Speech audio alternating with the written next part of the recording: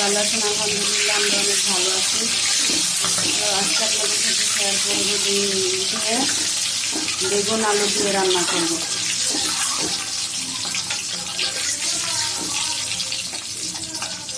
ডিমগুলো আমার ভাজা হয়ে গেছে, খেয়ে নেব।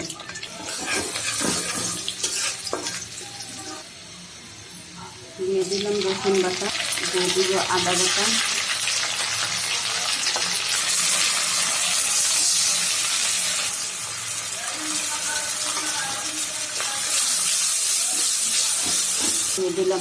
দিয়ে দিলাম হলুদ, এখন ধনিয়া জিরার গুঁড়ো,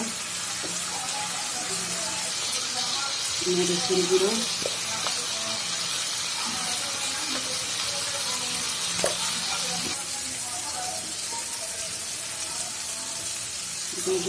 দিয়ে দিব কেটে রাখা আলু বেগুন দিয়ে রাখছিলাম আমি আগে থেকে।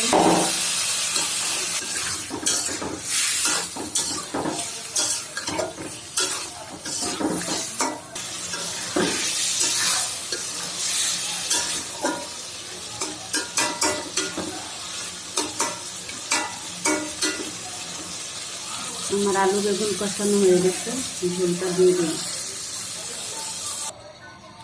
ডিমগুলোকেও দিয়ে দিব।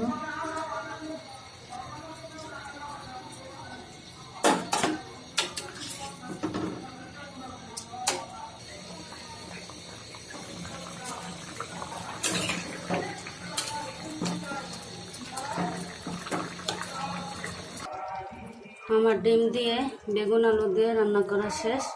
ভিডিওটা ভালো লাগলে আমার চ্যানেলটা সাবস্ক্রাইব করে, লাইক দিয়ে, কমেন্ট করে জানাবেন।